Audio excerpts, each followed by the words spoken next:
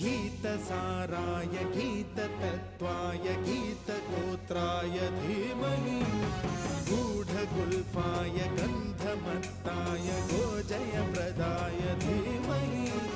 गुणातीताय गुणाधीशाय गुणप्रविष्टाय धीमहि